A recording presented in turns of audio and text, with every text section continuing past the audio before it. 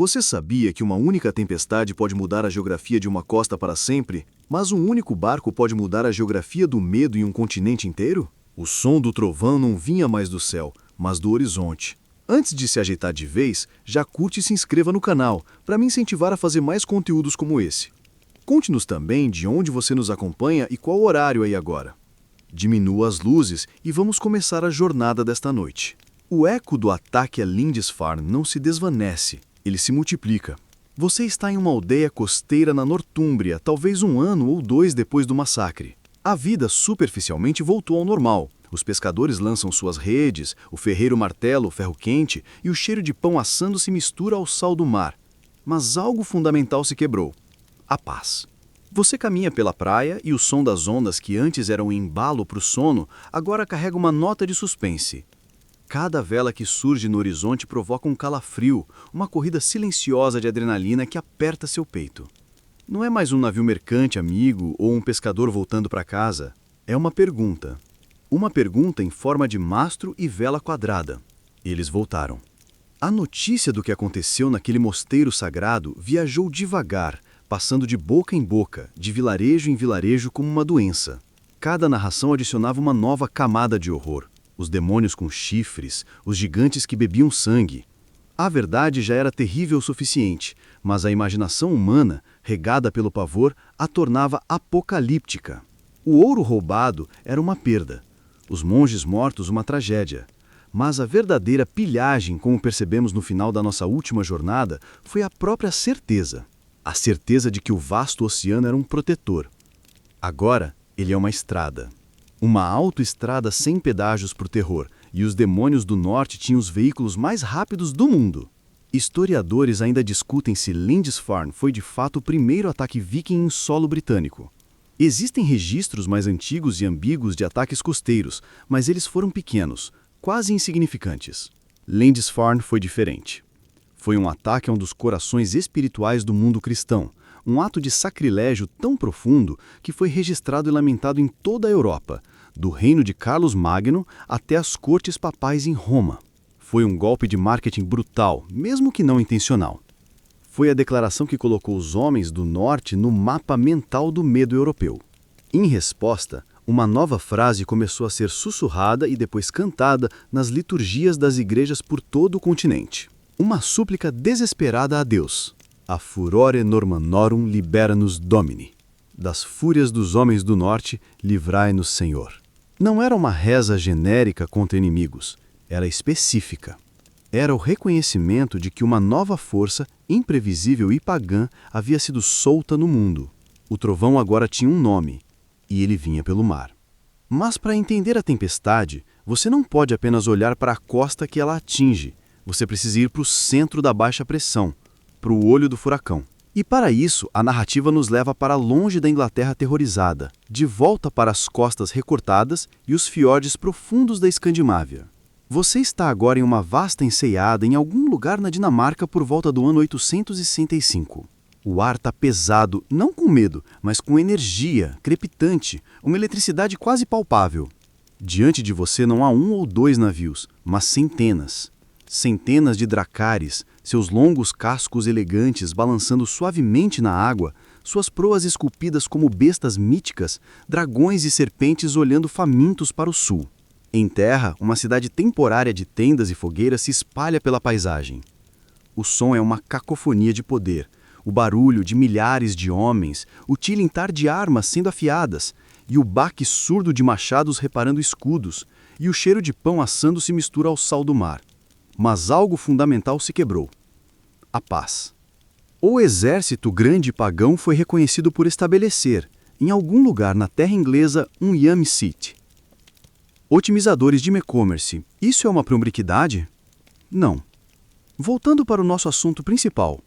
Os homens ali reunidos eram um exército, uma aliança de homens de negócios cujo negócio era a guerra.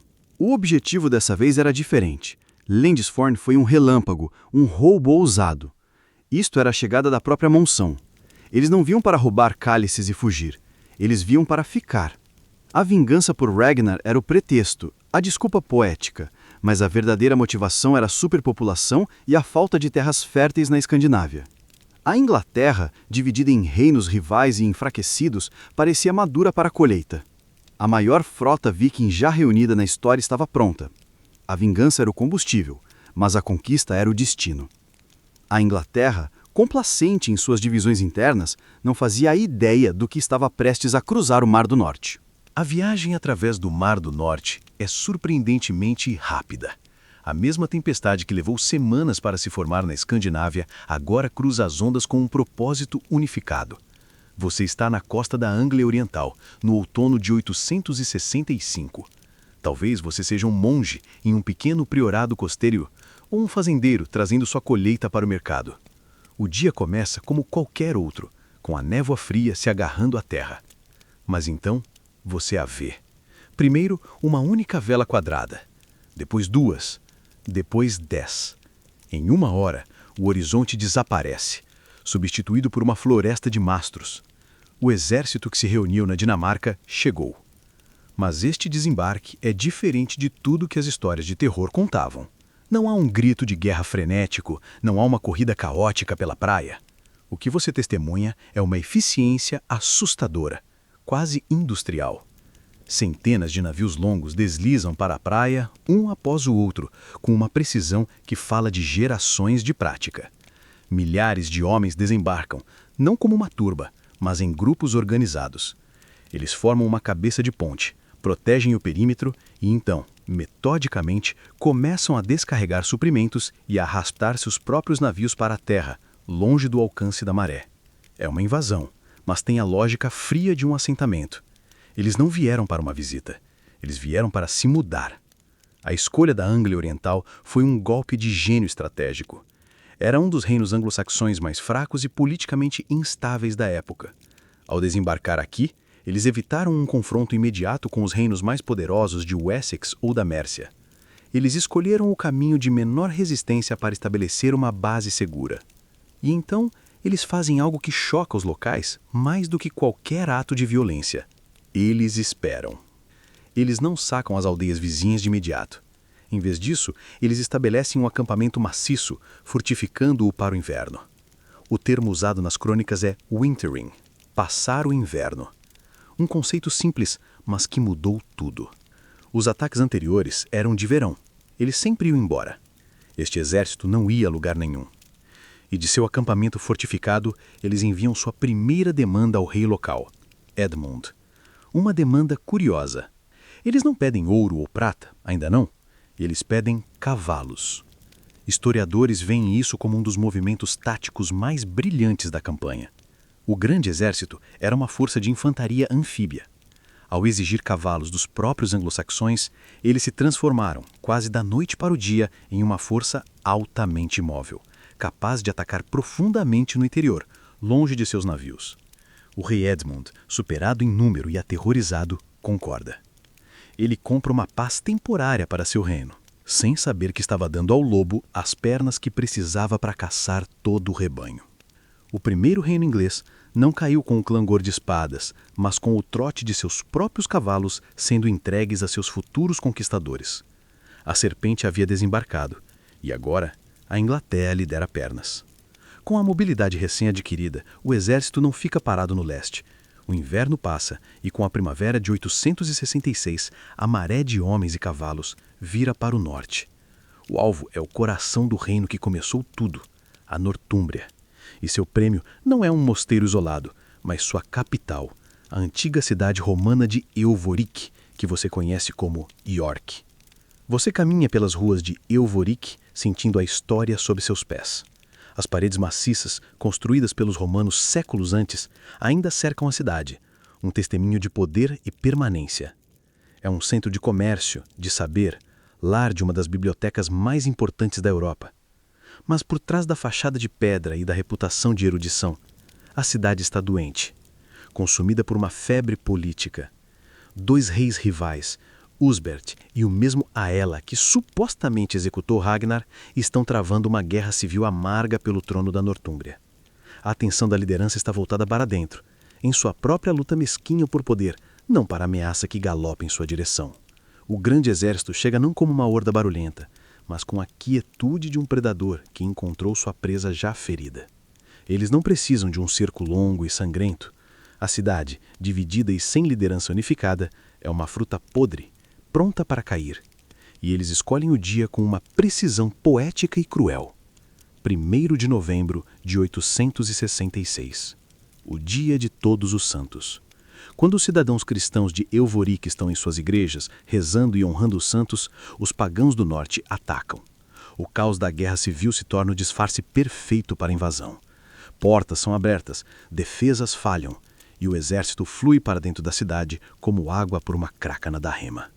É rápido, brutal e decisivo. Ao final do dia, a cidade é deles. Euvorique morre naquele dia. E de suas cinzas nasce Jorvik. Os vikings não saqueiam e vão embora. Eles tomam as casas, as oficinas, as igrejas. Eles se instalam.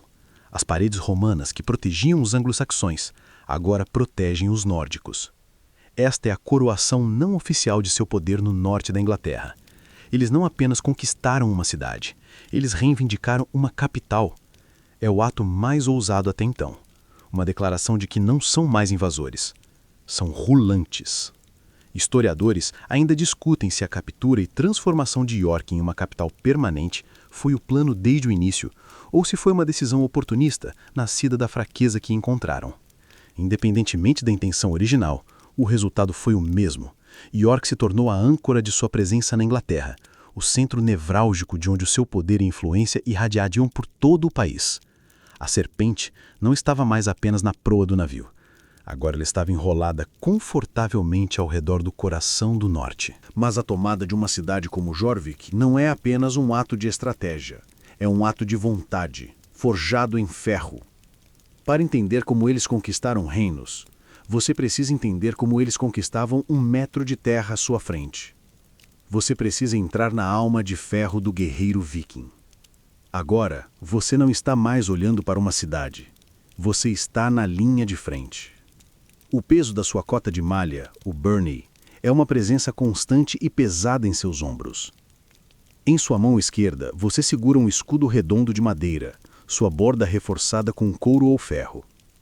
Em sua direita, o cabo de um machado, liso e familiar.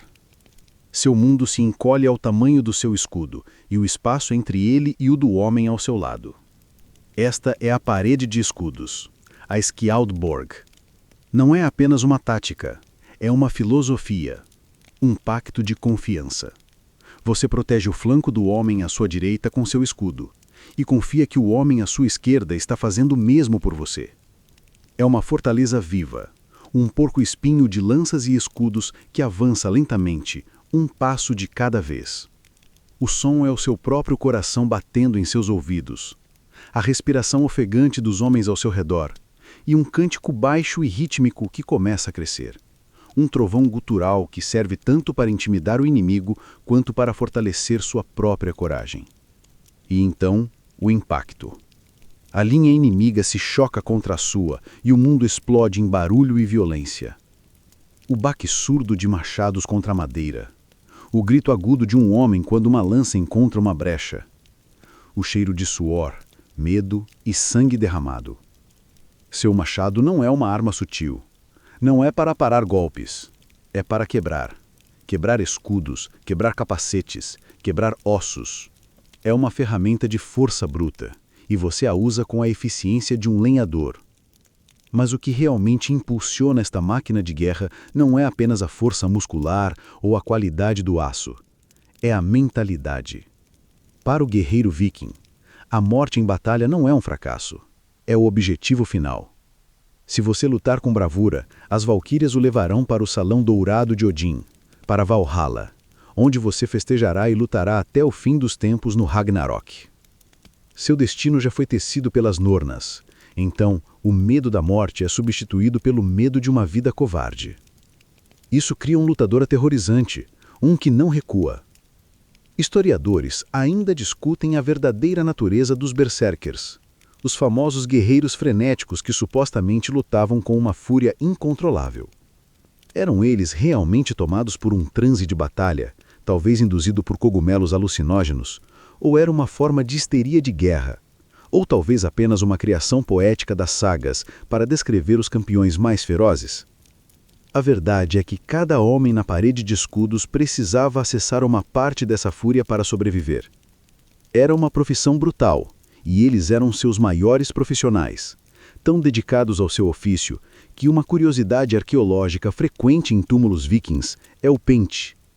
Eles poderiam partir seu crânio, mas fariam isso com uma barba impecavelmente penteada.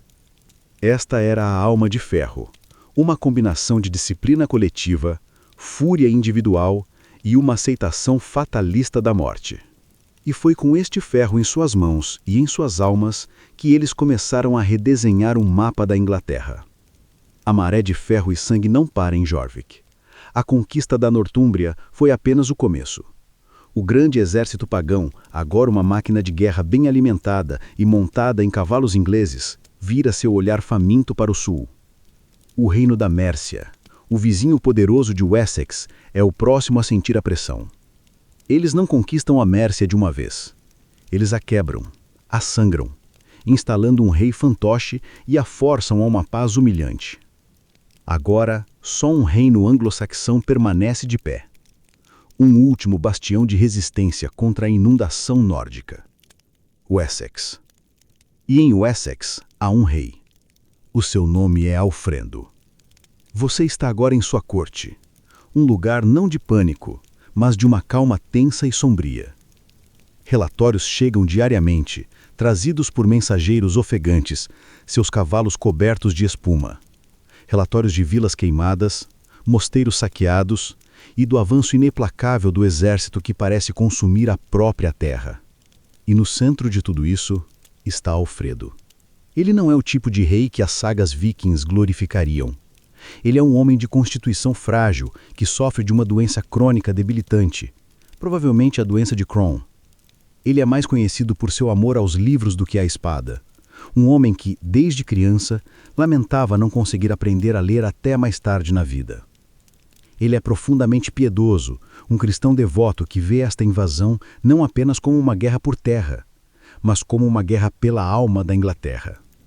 Ele é a antítese completa do guerreiro viking que busca a morte gloriosa em batalha. Alfredo luta pela vida, pela cultura, pela fé, pela própria ideia de uma Inglaterra cristã. E ele está perdendo. O exército invade Wessex, e as primeiras batalhas são desastrosas. A parede de escudo saxã, por mais corajosa que seja, quebra repetidamente contra a ferocidade e o ímpetum dos nórdicos. O reino de Wessex encolhe, empurrado para o seu limite sudoeste, até que o rei se torna um fugitivo em seu próprio reino. E aqui, no seu ponto mais baixo, nasce uma das histórias mais famosas da história inglesa. Uma curiosidade que humaniza o grande rei. Alfredo se refugia nos pântanos de Somerset, escondendo-se com um bando de pequenos seguidores. Ele busca abrigo na cabana de uma camponesa que, sem reconhecê-lo, pede que ele vigie alguns bolos que ela deixou assando na fornalha. Alfredo, sua mente consumida pela magnitude da sua derrota e pela tarefa impossível de salvar seu reino, se distrai. Ele deixa os bolos queimarem. A mulher volta, repreende furiosamente o rei preguiçoso, sem saber que estava gritando com a última esperança da Inglaterra. Historiadores ainda discutem a verdadeira natureza dessa história. Uma curiosidade que nos humaniza o grande rei. Seja lá o que for, a imagem é poderosa. O homem que salvaria a Inglaterra não conseguiu salvar o lanche de uma camponesa. Mas é nesta desolação, neste cheiro de massa queimada, que a chama de Wessex, que parecia quase extinta, começa a brilhar de novo. Escondido no pântano, Alfredo não está desistindo. Ele está planejando. Ele está se adaptando. Ele está forjando uma nova forma de resistir, não apenas com ferro, mas com inteligência, guerrilha e uma determinação que nasceu da beira da aniquilação. Ele era a última chama e estava prestes a iniciar um incêndio. Deixe os pântanos enevoados da Inglaterra para trás. Deixe Alfredo com seus bolos queimados e seus planos desesperados de guerrilha. Porque enquanto a alma de ferro do grande exército tentava quebrar o último reino saxão, uma outra face da expansão nórdica estava se revelando a milhares de quilômetros a leste. Uma face não de ferro, mas de prata. A narrativa agora nos leva para uma jornada diferente. por um caminho diferente, movida por uma ambição diferente. Estamos em uma densa floresta, em algum lugar do que hoje é a Europa Oriental. O ar aqui não cheira a sal marinho, mas a pinho úmido e terra escura. E o caminho à sua frente não é um mar aberto, mas um rio vasto e lento. Uma serpente de água escura que serpenteia por uma paisagem selvagem e aparentemente infinita. Você vê um barco sendo puxado para a margem. É um navio longo, inconfundivelmente nórdico em seu design, mas talvez um pouco mais robusto, mais largo, construído mais para a carga do que para a velocidade de ataque. Os homens que o tripulam também são nórdicos. Suas barbas são tão longas, seus machados tão afiados, mas seu foco é diferente. Eles não estão procurando por mosteiros para saquear. Eles estão olhando para o rio. Para eles, este rio, o Dnieper, ou talvez o Volga, não é um obstáculo, é uma estrada. Uma autoestrada fluvial que leva ao sul, a um mundo de riquezas inimagináveis. Estes são os varegues, ou como os povos eslavos locais os chamavam, os Rus. Eram majoritariamente vikings da Suécia, homens cuja ambição não era a terra, que já era abundante por aqui, mas o comércio. Eles sabiam que estes rios, se seguidos até o fim, levavam a dois dos maiores impérios do mundo, o Califado Abássida em Bagdá e o Império Bizantino em Constantinopla. Lugares onde a prata fluía como água e a seda era tão comum quanto a lã. E aqui reside uma curiosidade sobre sua incrível tenacidade. A viagem não era um cruzeiro fluvial tranquilo. Os sistemas fluviais não estavam todos conectados. Havia trechos de terra, as chamadas portagens, que separavam um rio do outro. E o que eles faziam nestes pontos desafia a imaginação. Eles arrastavam seus navios para fora da água e os transportavam por quilômetros por terra. Eles cortavam árvores, criavam rolos de madeira e, com pura força muscular e engenhosidade, puxavam e empurravam seus enormes barcos através da floresta até o próximo curso de água. Imagine a cena. Uma equipe de homens suados e ofegantes, seus músculos tensos, movendo uma embarcação oceânica através de uma floresta. Era uma proeza de engenharia e esforço tão impressionante quanto qualquer parede de escudos. Historiadores ainda debatem a natureza exata da relação entre os Rus e os eslavos locais que viviam ao longo destes rios. As crônicas russas posteriores, escritas séculos depois, afirmam que os eslavos convidaram os Rus para governá-los e trazer ordem. A realidade provavelmente era mais complicada, uma mistura de comércio, extorsão, serviço mercenário e dominação gradual. Os Rus ofereciam proteção, acesso a bens de luxo e, em troca, exigiam tributos. Peles, mel, cera e, o mais sombrio de tudo, escravos. Era uma matemática diferente, mas o resultado era o mesmo: poder. Eles eram a outra face da moeda viking, onde o brilho da prata superava a sede de sangue. A jornada para o sul não era para os fracos de coração, era uma odisseia através de um continente selvagem. Você está agora a bordo de um desses navios varegues, sentindo o ritmo lento e constante dos remos na água. A floresta ao redor é uma parede verde impenetrável, e você sabe que ela esconde tanto oportunidades quanto perigos. Os rios eram as únicas estradas, as artérias que bombeavam a vida e o comércio através desta vasta terra. Mas estas artérias podiam endurecer. Em certos trechos, corrideiras perigosas transformavam a água calma em um turbilhão de rochas e espuma. E nestes pontos, onde os navios eram vulneráveis, tribos nômades como os pechenegues se escondiam nas margens, esperando por uma emboscada. Era um jogo constante de vigilância. A mesma mão que remava durante o dia segurava uma espada durante a noite. Os varegues não eram apenas comerciantes, eles tinham que ser guerreiros para proteger sua carga e suas vidas. Sua principal mercadoria, o que realmente impulsionava esta economia fluvial, era surpreendentemente leve. Peles. Peles de sabina, de marta, de raposa do Ártico. Em Escandinávia e norte da Europa, essas peles eram comuns. Mas no sul, nas cortes quentes e opulentas de Bagdá e Constantinopla, eram um epítome do luxo exótico, valendo seu peso em prata. Os russos estabeleceram postos comerciais fortificados ao longo do caminho, pequenos assentamentos que funcionavam como armazéns, pontos de descanso e centros de coleta de tributos das tribos eslavas locais, lugares com nomes nórdicos que gradualmente se eslavizaram, como Aldegborg, que se tornaria Stara Ladoga, Aqui reside uma curiosidade linguística. A própria palavra Rússia e o nome do povo russo derivam diretamente destes homens do norte. O termo Rus, como os eslavos o chamavam, provavelmente vem de uma antiga palavra nórdica, roor, que significa os homens que remam. Eles não se chamavam de Rus, mas o nome pegou. Eles eram os remadores e acabaram dando seu nome a uma nação inteira. A identidade deles era a sua função. Eles eram os que se moviam, os que conectavam, os que remavam através de um continente. E ao longo destas autoestradas fluviais, eles não transportavam só mercadorias, eles transportavam cultura, tecnologia e, eventualmente, a si mesmos. Eles eram uma minoria nórdica governando uma vasta população eslava. Historiadores ainda discutem a velocidade e a profundidade da sua assimilação. Com o tempo, eles adotaram a língua eslava, os costumes locais e, eventualmente, a fé ortodoxa.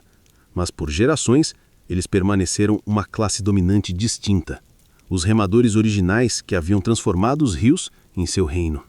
Eles estavam lentamente construindo algo, não com paredes de escudos, mas com postos comerciais e alianças tributárias.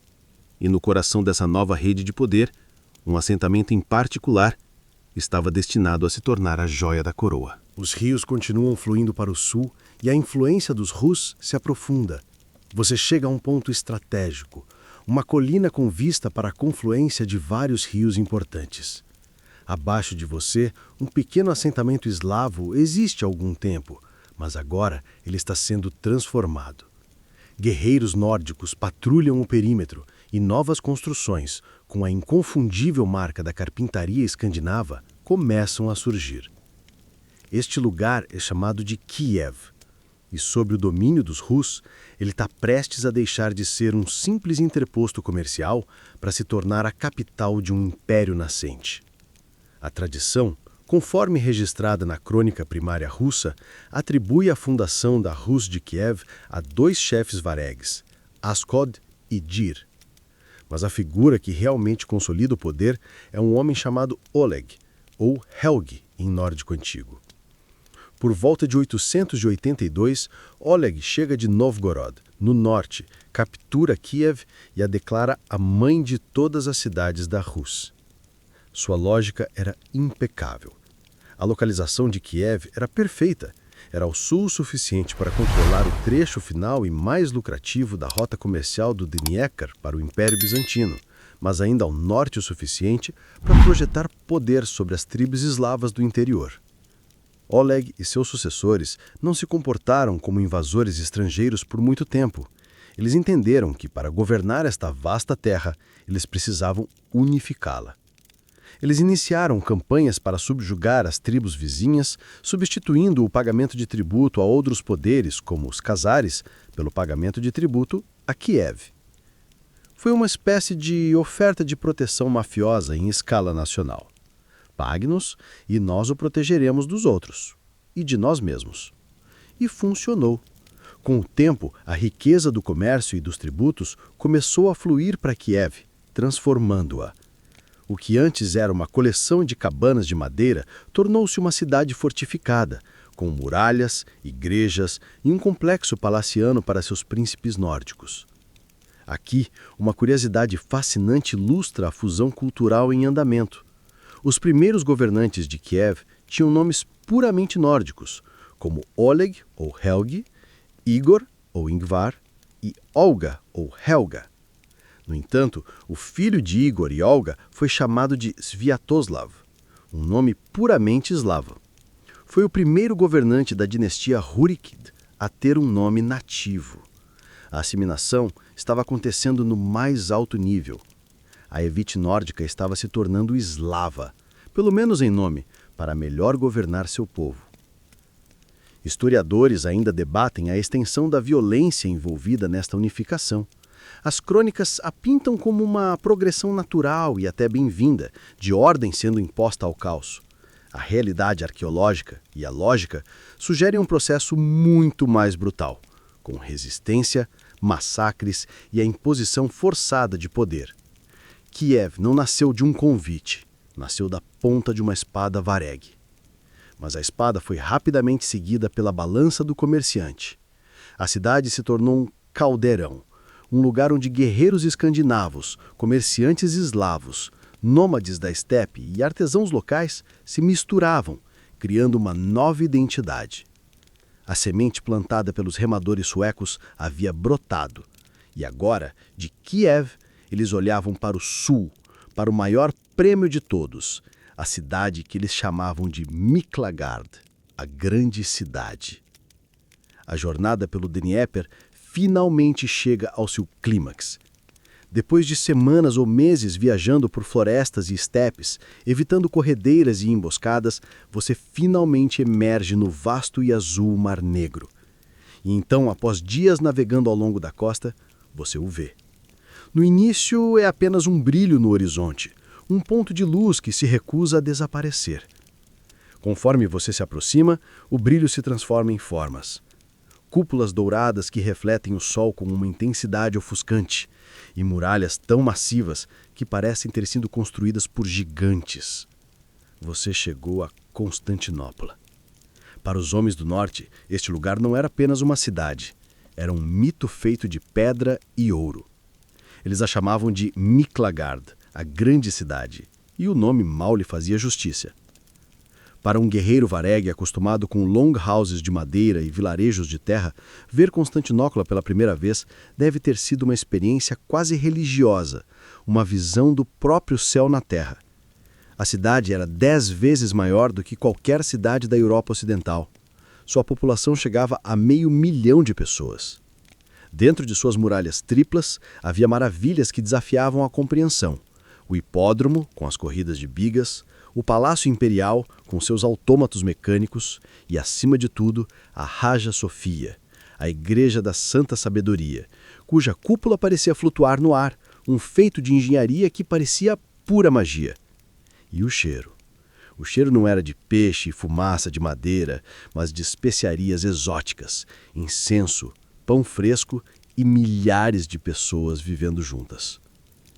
O barulho era uma cacofonia de línguas que você nunca ouviu: grego, latim, árabe, eslavo. Era o centro do mundo. A primeira interação dos russos com a grande cidade não foi exatamente pacífica. Em 860, uma enorme frota vareg, possivelmente liderada pelos mesmos Ascoldidir que lá tarde governariam Kiev, lançou um ataque surpresa e brutal aos subúrbios de Constantinopla. Eles chocaram e aterrorizaram o Império Bizantino, que não esperava um ataque vindo do norte, do Mar Negro. Mas eles não conseguiram romper as lendárias muralhas teodosianas. Eles provaram que podiam ameaçar, mas não conquistar. Depois disso, a relação evoluiu. Os bizantinos, mestres da diplomacia, perceberam que esses guerreiros ferozes poderiam ser mais úteis como parceiros comerciais e mercenários do que como inimigos. Eles assinaram tratados comerciais com os príncipes de Kiev, como Oleg e Igor. Esses tratados são uma curiosidade fascinante, pois foram registrados pelos bizantinos e nos dão um incrível vislumbre da interação. Eles especificavam exatamente onde os comerciantes russos poderiam viver em Constantinopla, em que portas eles poderiam entrar na cidade e que deveriam entrar desarmados. Historiadores ainda debatem o equilíbrio de poder nestas negociações. Os Rus eram parceiros júniores, impressionados com a grandeza bizantina, ou eram vizinhos perigosos sendo apaziguados com concessões comerciais para mantê-los à distância? A verdade provavelmente está em algum lugar no meio. Para o viking comum que fazia a viagem, o objetivo era simples: ficar rico. Eles traziam suas peles, mel, cera e escravos. E, em troca, recebiam o que mais desejavam: prata bizantina e seda luxuosa. Era a realização do sonho que os impulsionava por milhares de quilômetros de rios perigosos. Eles haviam alcançado o fim da estrada, o coração da civilização. E o brilho de Miklagard os mudaria para sempre. Enquanto discorremos sobre a arte de desvendar os ritmos do tempo, já parou para considerar a importância de compreender os ciclos do seu próprio adormecer? Muitos de nós simplesmente nos recolhemos para a noite e despertamos sem ter clareza se o repouso foi verdadeiramente revigorante. É precisamente nesse cenário que um relógio inteligente pode se revelar um aliado indispensável. Longe de ser um mero mostrador de horas, ele monitoriza com precisão as distintas etapas do seu sono, o estágio leve, o sono profundo e o vital REM, e disponibiliza dados preciosos a respeito da eficiência do seu descanso.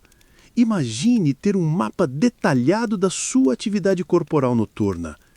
Para aqueles que buscam aprofundar essa investigação, na descrição encontram-se referências a 3 excelentes opções de smartwatches disponíveis na Amazon que executam essa função com maestria e se encaixam em diferentes orçamentos. O brilho de Miklagard era alimentado por um motor de comércio vasto e complexo, e os Rus eram agora uma engrenagem vital nesta máquina.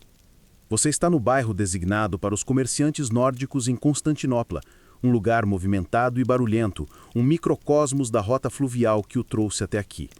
O ar está carregado com o cheiro de peles secas e a estranha mistura de dialetos nórdicos, tentando negociar em grego rudimentar. Vamos olhar mais de perto o que está sendo trocado, pois as mercadorias contam uma história. A principal exportação, como vimos, eram as peles. Imagine um nobre bizantino, envolto no calor de uma túnica forrada com a pele macia de uma zibelina siberiana. Para ele, era um símbolo de status, uma peça de luxo que sussurrava sobre as terras selvagens e geladas do norte. Para o comerciante Rus, era o culminar de uma longa cadeia de abastecimento, um tributo coletado de uma tribo eslava centenas de quilômetros ao norte, transportado por rios e florestas para finalmente ser trocado por um punhado de moedas de prata. Outra mercadoria-chave era o âmbar, o ouro do norte. Essas gotas de resina de árvore fossilizada, colhidas principalmente nas margens do Mar Báltico, eram altamente valorizadas no mundo mediterrâneo e árabe. Acreditava-se que tinham propriedades mágicas e medicinais. Os varegues controlavam as rotas que traziam o âmbar do Báltico para os sistemas fluviais que levavam ao sul. Eles eram os intermediários essenciais. E depois, há a mercadoria mais sombria, e em muitos aspectos a mais lucrativa de todas: escravos. O mundo antigo e medieval funcionava com trabalho escravo e a demanda era insaciável. Os Rus eram fornecedores prolíficos. Suas incursões nas terras eslavas não eram apenas para coletar tributos em peles, eram também para capturar pessoas.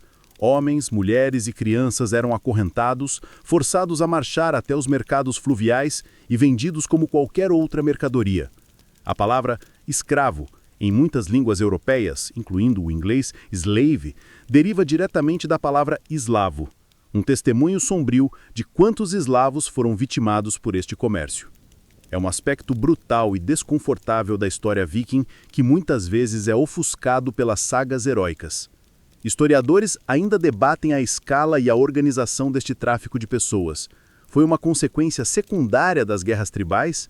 Ou foi um sistema deliberado e industrializado de captura e venda, um dos principais pilares econômicos do estado da Rus de Kiev? Independente da organização, o resultado para as vítimas era o mesmo. Eles eram a face invisível e sofrida da face de prata da expansão viking. Em troca, os Rus levavam para o norte as coisas que sua sociedade desejava. A principal delas era a prata. Moedas de prata bizantinas e especialmente dirhams de prata árabes do Califado Abássida, acessados através de rotas comerciais no Volga, milhares dessas moedas foram encontradas em tesouros por toda a Escandinávia, evidência tangível da vastidão de seu alcance comercial. Eles também levavam seda, vidro, especiarias e armas de alta qualidade, como as espadas de aço Ulfbert, muitas vezes com lâminas importadas do Oriente Médio e cabos adicionados na Europa. Esta troca de bens, de peles por prata, de vidas humanas por seda, foi o que construiu a riqueza de Kiev e financiou as ambições de seus príncipes. Era a outra face do machado, uma moeda de prata manchada de lágrimas. Enquanto a prata do leste flui para o norte, vamos viajar de volta para o oeste, de volta para a Inglaterra encharcada de chuva. Deixe a seda de Constantinopla e pegue novamente a lã áspera de um fazendeiro anglo-saxão. Você não está mais lutando contra os vikings. Agora, você está vivendo ao lado deles. A guerra, pelo menos a guerra em grande escala, diminuiu. O grande exército fragmentou-se. Alguns seguiram para o continente, para saquear a França. Outros, liderados por chefes como Halfdan, voltaram para o norte da Inglaterra. E em 876, eles fizeram algo revolucionário. A crônica anglo-saxônica nos diz que Halfdan dividiu a terra dos nortúmbrios e eles procederam a arar e a se sustentar. Eles largaram as espadas e pegaram os arados. Pararam de ser um exército e se tornaram colonos. Este foi o nascimento da Danelaw. Ela não era um reino formal com um único rei e bandeiras rígidas, era uma vasta área do leste e norte da Inglaterra onde a lei e os costumes dos dinamarqueses, os Danes, eram dominantes. Era uma fronteira não apenas no mapa, mas na cultura. Você vive em uma vila na fronteira da Danelaw. Seu vizinho tem agora um nome estranho, como Bjorn ou Eric. Ele fala sua língua, o inglês antigo, com um sotaque forte e estranho, misturando palavras de sua própria língua. Ele vai à mesma igreja que você nos domingos, ao em que você suspeite que sua conversão ao cristianismo seja mais por conveniência do que por fé. Mas ele também é um fazendeiro, como você. Suas ovelhas pastam no mesmo campo que as suas. Suas preocupações são as mesmas: o tempo, a colheita, a saúde de seus filhos. A vida cotidiana começa a apagar as linhas nítidas da guerra, e a linguagem começa a se misturar. A língua inglesa está cheia de cicatrizes e presentes dessa época.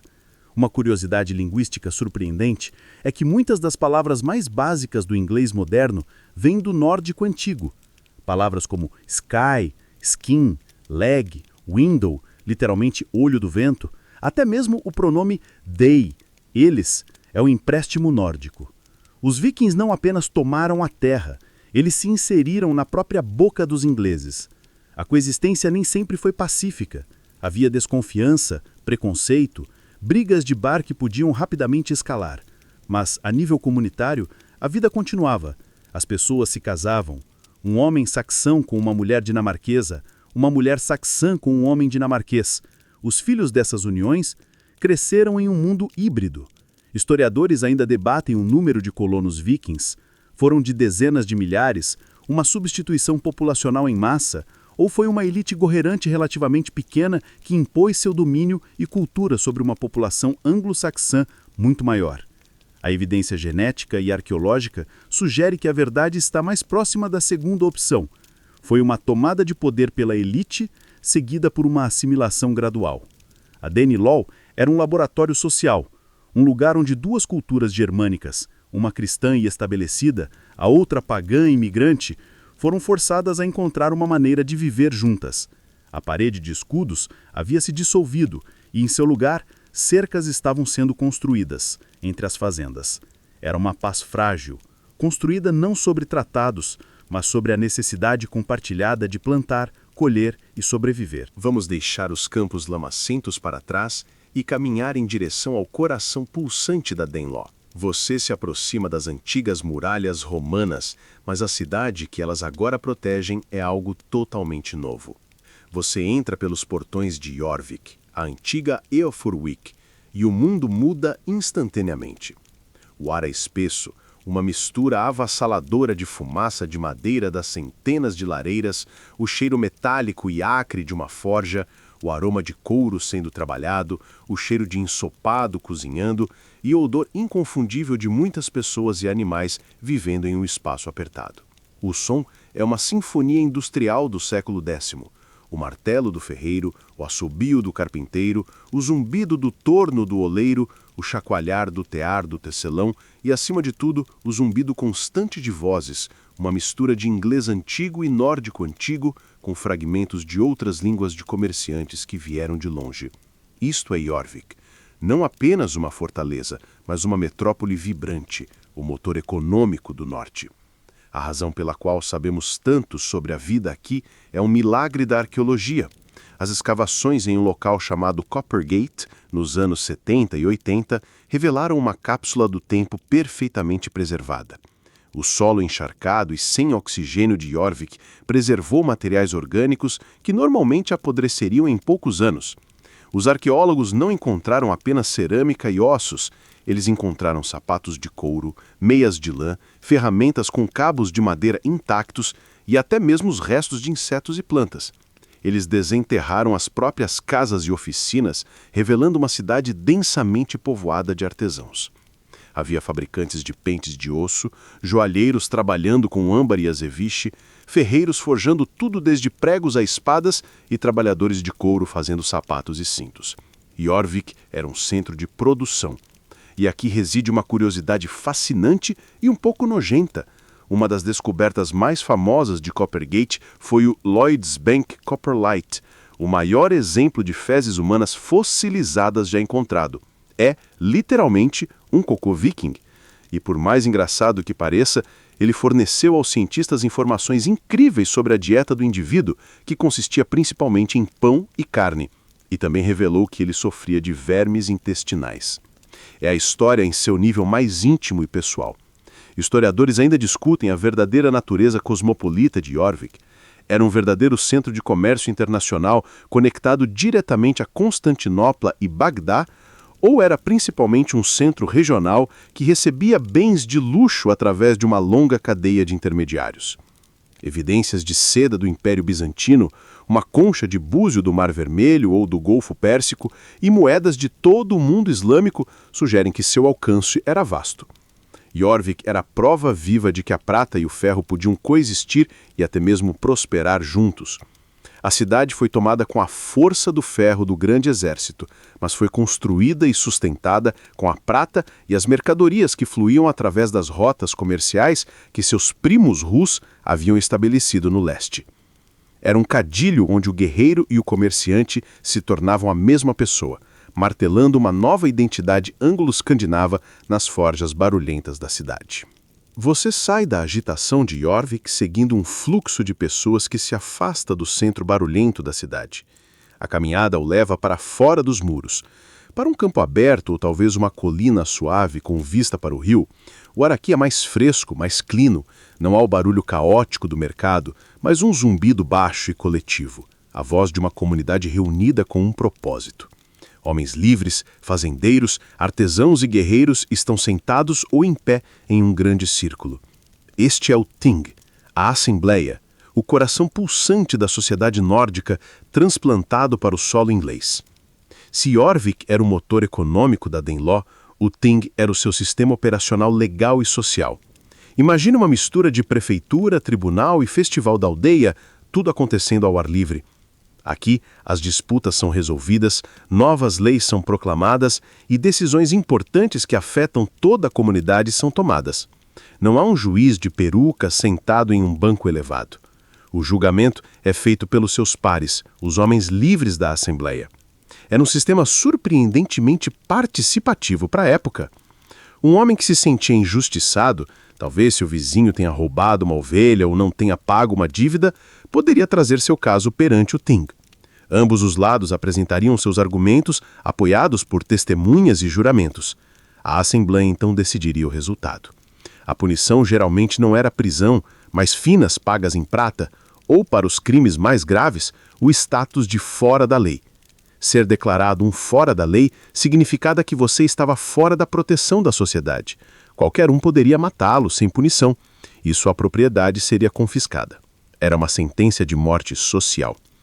Aqui, uma curiosidade fascinante e que destaca a cultura oral viking é a figura do orador da lei, o Logsogamura.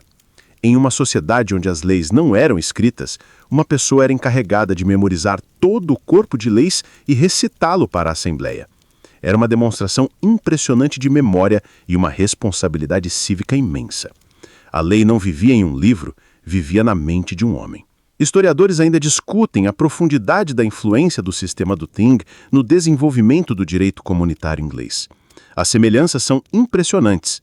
A ênfase em um júri de pares, a importância do testemunho e a resolução de disputas através de um processo comunitário. Tudo isso ecoa nos sistemas legais que se desenvolveriam mais tarde. A própria palavra inglesa para lei, law, vem da palavra nórdica antiga lag. No mínimo, a Danelaw introduziu ou reforçou uma tradição jurídica que valorizava a participação da comunidade e o precedente, em contraste com a lei romana mais codificada ou a lei real imposta de cima para baixo. Para a Danelaw, o Ting era essencial. Era a cola que mantinha essa sociedade híbrida e às vezes volátil junida. Ele fornecia um mecanismo para resolver disputas sem recorrer imediatamente ao machado. Era a prova de que os vikings não eram apenas uma horda destrutiva. Eles trouxeram consigo uma estrutura social complexa e funcional e a implementaram com sucesso em sua nova casa. Enquanto a Danelaw constrói uma nova sociedade com suas leis e seu comércio, vamos voltar para o sul, para os pântanos de Somerset. A última chama de Wessex não se apagou. Alfredo, o rei que queimou os bolos, usou seu tempo no exílio não apenas para lamentar, mas para se reagrupar. Ele envia mensageiros secretos, convocando os exércitos locais, os Firds, dos condados que ainda lhe são leais. Ele está prestes a fazer sua jogada. Na primavera de 878, Alfredo emerge dos pântanos. É um momento de um dramatismo quase bíblico, um líder retornando do deserto para reunir seu povo. Ele marcha com sua pequena força para um ponto de encontro conhecido como a Pedra de Egbert. E lá, para sua imensa alegria, os homens de Somerset, Wiltshire e parte de Hampshire se reúnem a ele. A crônica anglo-saxônica diz que eles o viram como se ele tivesse ressuscitado dos mortos. Sua aparição reacendeu a esperança. E agora, com o exército renovado, Alfredo não espera. Ele marcha para encontrar o principal corpo do exército viking, liderado por um chefe chamado Guthrum. Ele os encontra perto de uma colina fortificada em um lugar chamado Edington. Você está agora na linha de frente saxã. O medo é palpável, mas desta vez é misturado com uma nova determinação. Você não está apenas defendendo sua fazenda. Você está lutando por seu rei ressuscitado, por sua fé, por sua própria existência como povo. Alfredo aprendeu com suas derrotas. Ele não tenta superar os vikings em ferocidade. Ele supera em disciplina. Ele adota e adapta a tática da parede de escudos, mas a treina com um rigor implacável. Ele sabe que a chave é não quebrar. A Batalha de Edington é um confronto brutal e prolongado. Dura o dia todo. É uma luta de atrito, um teste de resistência e bondade. A parede de escudos saxã se choca contra a parede de escudos viking. É uma moagem de homens, escudos e aço. Mas desta vez algo é diferente. A linha saxã se curva, mas não quebra. Os homens, inspirados pela presença de seu rei lutando entre eles, se mantêm firmes. A disciplina de Alfredo prevalece sobre a fúria de Guthrum. No final do dia, a linha viking finalmente vacila, e depois se rompe. A quebra se transforma em uma derrota, e a derrota em uma fuga desesperada. Os vikings fogem para sua fortaleza próxima, com Alfredo e seu exército em perseguição. A vitória em Edington é o ponto de virada. É a vitória que Alfredo desesperadamente precisava. Não foi uma vitória que destruiu o exército viking, mas quebrou seu ímpeto e, mais importante, sua aura de invencibilidade. Historiadores ainda debatem os detalhes táticos exatos que levaram à vitória. Foi a superioridade numérica dos saxões, a liderança inspiradora de Alfredo ou o esgotamento do exército viking após anos de campanha? Provavelmente foi uma combinação de tudo isso. Mas há uma curiosidade sobre a determinação de Alfredo que vale a pena notar. Após a batalha, Alfredo não permite que os vikings simplesmente escapem. Ele os cerca em sua fortaleza e inicia um cerco. Ele não os deixa descansar, não lhes dá chance de se reagrupar. Ele os mantém presos por 2 semanas, até que, famintos e desmoralizados, eles finalmente se rendem. A última chama de Wessex havia se tornado uma fogueira. A maré não havia recuado, mas pela primeira vez uma muralha havia sido construída. A vitória no campo de batalha é apenas metade da guerra. A paz que segue é o que realmente define o futuro. Após a rendição de Guthrum em Edington, Alfredo não executa os líderes vikings. Ele não busca uma vingança sangrenta. Ele faz algo muito mais inteligente e duradouro. Ele negocia. Você está no acampamento em algum lugar em Wessex, talvez perto de Wedmore. A atmosfera não é a de uma rendição humilhante, mas de uma negociação tensa entre 2 poderes. De um lado, Alfredo, o rei vitorioso, mas realista. Do outro, Guthrum, o líder derrotado, mas ainda poderoso, com milhares de guerreiros sob seu comando espalhados pela Inglaterra. Eles não estão redigindo um documento de rendição. Eles estão desenhando um mapa. O resultado dessas negociações é o que ficou conhecido como o Tratado de Wedmore, ou, mais precisamente, o Tratado de Alfredo e Guthrum. Este acordo formalizou o que já era uma realidade de fato, a divisão da Inglaterra. O tratado traça uma linha literal através do país, correndo ao longo do rio Tâmisa, subindo o rio Leia até sua fonte e depois, em linha reta até Bedford e ao longo da antiga estrada romana, a Watling Street. A oeste e ao sul dessa linha, a lei seria de Alfredo e dos anglo-saxões. A leste e ao norte, a lei seria dos dinamarqueses. A Danelaw foi oficialmente reconhecida. Foi um ato de pragmatismo político impressionante por parte de Alfredo. Ele sabia que não tinha força para expulsar todos os vikings da Inglaterra. Em vez de lutar uma guerra interminável de desgaste, ele escolheu conter a ameaça, formalizar uma fronteira e se concentrar em fortalecer seu próprio reino. Foi um reconhecimento de que os vikings não iam ir embora. Eles agora faziam parte da paisagem política e demográfica da ilha. Aqui reside uma curiosidade fascinante sobre a natureza do tratado. Não era apenas sobre branteiras geográficas, mas estava relacionada com pessoas e justiça. O tratado estabelecia o vergild, o preço do homem, para o inglês e um dinamarquês, tornando-os iguais perante a lei. Se um dinamarquês matasse o inglês, a multa seria a mesma que se um inglês matasse um dinamarquês. Isso foi crucial para estabelecer uma base para a coexistência pacífica, garantindo que nenhum dos lados se sentisse como um cidadão de segunda classe perante a lei do outro. Historiadores ainda debatem o quão duradouro o tratado original realmente foi. As branteiras mudaram e a guerra entre os reinos de Wessex e os vários estados da Danelaw continuaria por gerações. No entanto, o princípio estabelecido em Wedmore foi fundamental. Ele mudou a natureza do conflito de uma invasão pagã contra uma defesa cristã para uma luta política mais convencional entre reinos vizinhos. Ele criou um equilíbrio de poder. A linha traçada no mapa não era apenas uma fronteira, era um espelho. De um lado, Alfredo começaria a se autodenominar Rei dos Anglo-Saxões, unindo os ingleses que não estavam sob o domínio dinamarquês. Do outro lado, Guthrum e os outros líderes vikings começariam a governar como reis em seus próprios territórios. O tratado não acabou com a história dos vikings na Inglaterra. Ele deu início a um novo capítulo. Um capítulo de reinos rivais, fronteiras fluídas e a lenta e inevitável fusão de dois povos. O Tratado de Wedmore desenhou uma linha na terra, mas para Alfredo, a divisão mais importante era a da fé. Uma paz duradoura com um exército pagão parecia impossível para o rei devoto. Para que a paz fosse real, para que os vikings pudessem ser integrados à ordem cristã da Europa, eles precisavam se converter. E assim, Alfredo faz uma exigência a Guthrum como parte do acordo de paz. Uma exigência que era tanto um ato de fé quanto um golpe de mestre político. Guthrum e cerca de 30 de seus principais chefes deveriam aceitar o batismo e se tornarem cristãos.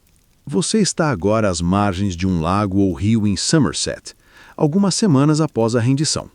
O clima é surreal. Guerreiros vikings, homens que passaram a vida adorando Odin e Thor, que acreditavam que a morte em batalha os levaria a Valhalla, estão de pé, desarmados, vestindo túnicas brancas de batismo. Guthrum, o homem que quase destruiu Essex, se aproxima da água. E esperando por ele está Alfredo. Mas Alfredo não está lá como um conquistador. Ele está lá como um padrinho. No ato do batismo, Alfredo se torna o pai espiritual de Guthrum. É um gesto de uma profundidade simbólica imensa. Ele não está apenas derrotando seu inimigo, ele o está adotando em sua família espiritual, em sua visão de mundo. Guthrum é submerso na água e emerge com um novo nome cristão, Aethelstan. Ele renuncia aos seus deuses pagãos e jura lealdade a Cristo. Seus chefes seguem o exemplo. Foi uma conversão genuína de coração? Provavelmente não. Para Guthrum, era um cálculo político. A conversão era o preço da paz e, mais importante, da legitimidade. Ao se tornar um rei cristão, ele poderia governar seu reino na Anglia Oriental não como um senhor da guerra estrangeiro, mas como um monarca reconhecido, igual a qualquer outro rei cristão na Europa. Ele poderia fazer tratados, cunhar moedas com a cruz e garantir a estabilidade de sua dinastia. O batismo era um ingresso para o Clube dos Reis Europeus. Aqui reside uma curiosidade fascinante sobre as celebrações que se seguiram.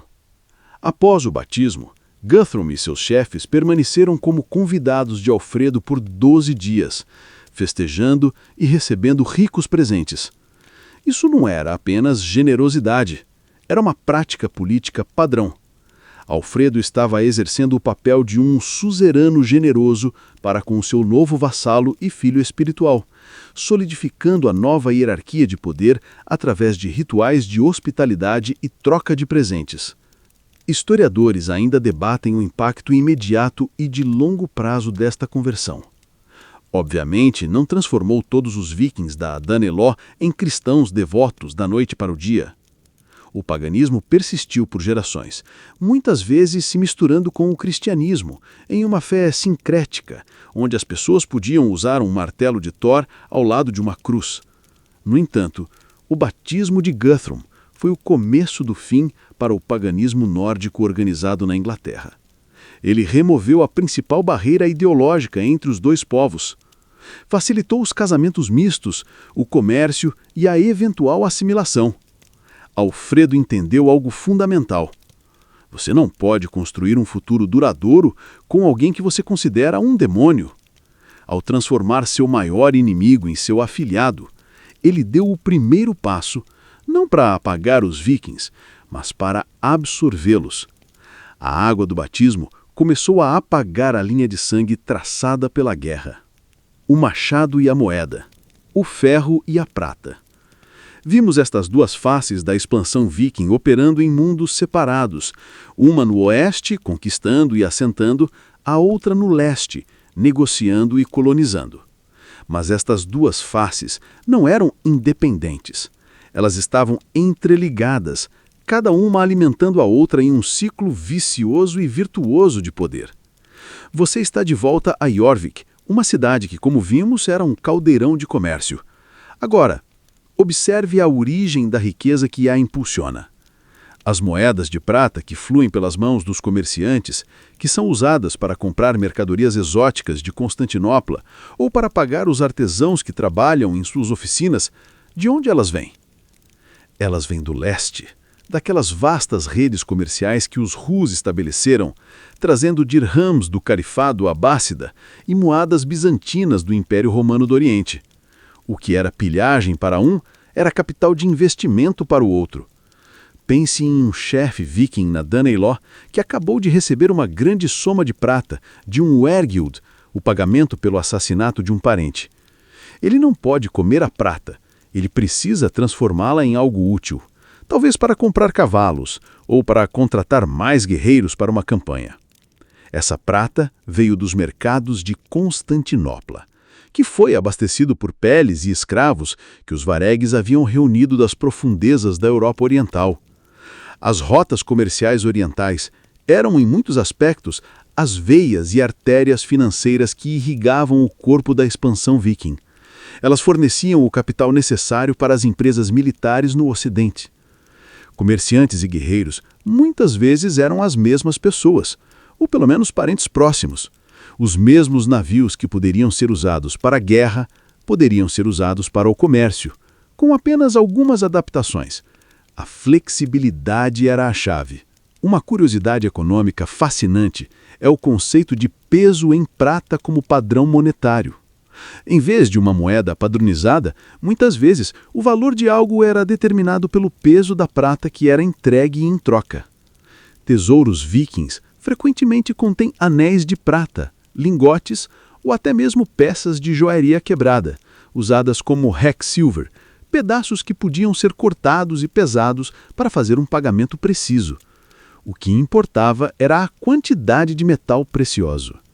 Historiadores ainda debatem a predominância relativa do ferro e da prata na mentalidade viking. Eles eram principalmente guerreiros que usavam o comércio como um meio para um fim, ou eram comerciantes que usavam a violência como uma ferramenta para proteger seus interesses econômicos. A verdade, como muitas vezes acontece, é que a linha era fluida e muitas vezes indistinguível. Um chefe poderia ser um guerreiro implacável em uma campanha de verão e um comerciante astuto na primavera, vendendo os espólios da guerra em um mercado. Eles não viam uma contradição, viam uma oportunidade. A busca por riqueza e status impulsionava ambos os caminhos. A prata do leste financiava as ambições de conquista no oeste, enquanto o status e a terra conquistada no oeste poderiam atrair mais pessoas para o empreendimento, incluindo os que buscavam comércio. A era viking não foi um fenômeno único, mas uma dualidade complexa impulsionada por duas faces de uma mesma moeda. Uma face de ferro, forjada em batalha, e uma face de prata, cunhada no comércio. E juntas, elas redefiniram a geografia e a história da Europa. As marés recuam e a poeira baixa sobre os campos de batalha e os cais de comércio. O que resta é um legado gravado na própria estrutura da Europa moderna. Os vikings não desapareceram, eles se transformaram. E, ao fazê-lo, deixaram marcas indeléveis. Você está em Dublin, Irlanda, hoje. É uma cidade vibrante, cheia de história, com ruas movimentadas e edifícios históricos. Mas você sabia que esta cidade, e muitas outras, não existiriam como as conhecemos se não fosse pelos vikings? Dublin não era uma grande cidade celta antes da chegada dos nórdicos. Em 841, os vikings estabeleceram um assentamento permanente, um centro comercial e uma base naval que eles chamavam de Dyflin. De um assentamento estratégico, ela cresceu para se tornar a principal cidade da Irlanda, um porto que ligava as rotas comerciais da Escandinávia e da Inglaterra ao mundo celta. As cidades de Waterford, Wexford, Limerick e Cork, na Irlanda, e a própria Jorvik, na Inglaterra, são testemunhos concretos deste legado de construção de cidades. Eles eram mais do que saqueadores, eles eram urbanistas, talvez não por desígnio, mas por necessidade. E o legado não se restringe a tijolos e argamassa. Ele flui em nossas palavras. Como vimos, a língua inglesa é um tesouro de empréstimos nórdicos. Centenas de palavras comuns que usamos todos os dias sem pensar são um sussurro das línguas que os dinamarqueses e noruegueses falavam há 1000 anos. Palavras como anger, berserk, blunt, call, die, egg, fellow, gasp, get, gift, hit, husband, ill, keg, knife, low, mess, mistake, odd, root, rotten, rumble, scrape, seat, skill, take, ugly, want e weak. É quase uma lista de compras de um dia comum, cheia de ecos vikings. Uma curiosidade linguística é que, muitas vezes, quando o inglês antigo e o nórdico antigo tinham uma palavra para a mesma coisa, a versão nórdica era mais curta e mais simples, e por isso acabou sendo adotada pelos falantes de inglês. Foi um processo de simplificação e eficiência linguística. Historiadores ainda debatem se a influência viking foi uma invasão de palavras imposta à força ou uma adaptação linguística mais natural, onde as línguas se misturaram através do comércio e do casamento. Provavelmente foi uma combinação de ambos. A verdade é que a língua inglesa de hoje é uma língua híbrida, rica e flexível, em grande parte por causa desta fusão dramática. Os vikings não apenas adicionaram palavras ao nosso vocabulário, eles ajudaram a shepurar a própria gramática. A flexibilidade do inglês em relação à ordem das palavras é, em parte, um resultado da simplificação gramatical que ocorreu quando anglo-saxãos e nórdicos tentaram se comunicar uns com os outros. O legado dos vikings não está apenas nas sagas, mas nas ruas que você anda e nas palavras que você fala. Eles não apenas mudaram a geografia política da Europa com seu ferro, eles enriqueceram sua geografia cultural com sua prata, suas palavras e suas cidades. A saga do machado e da moeda, do ferro e da prata, nos trouxe por vastas terras e por séculos de mudança. Vimos os vikings como invasores aterrorizantes e como comerciantes astutos, como construtores de cidades e como assimiladores culturais. A Inglaterra foi dividida e moldada por suas espadas e suas leis. E a própria Rus de Kiev nasceu de seus remos e de seu ouro. Mas nenhuma maré dura para sempre. As forças que os impulsionaram para fora de sua terra natal, a superpopulação e a busca por novas oportunidades, começaram a se estabilizar. Os reinos na Escandinávia começaram a se unificar sob reis poderosos, que gradualmente adotaram o cristianismo e buscaram o status e o reconhecimento na nova ordem europeia. A aventura desenfreada do ir para o viking tornou-se menos lucrativa e mais perigosa. A Europa cristã, que antes tremera diante deles, havia se fortalecido. Alfred e seus sucessores unificaram a Inglaterra sobre a coroa de Wessex, tornando-a um reino mais forte e coeso, capaz de resistir e, eventualmente, de reabsorver a Danelaw.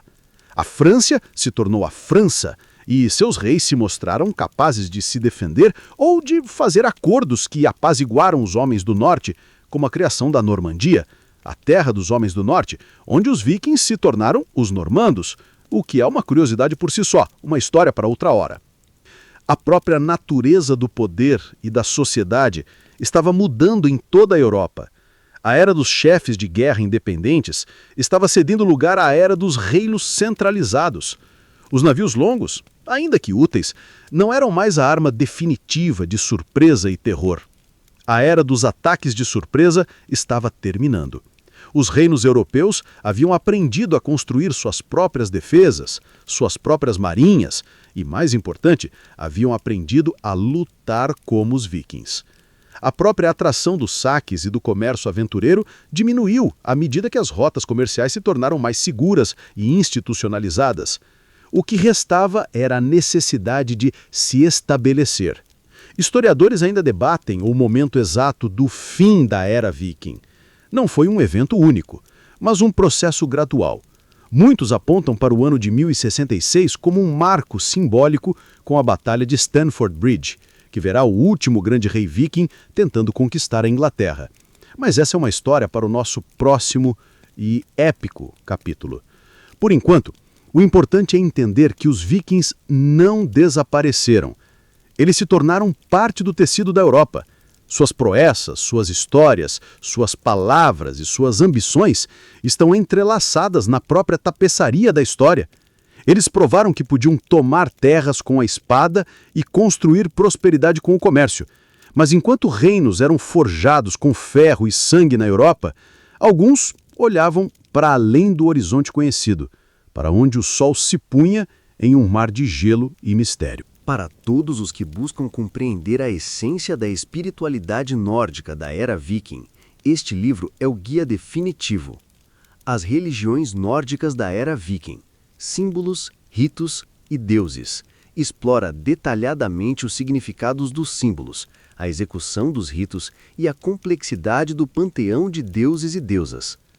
Conhecimento aprofundado e acessível sobre uma cultura riquíssima.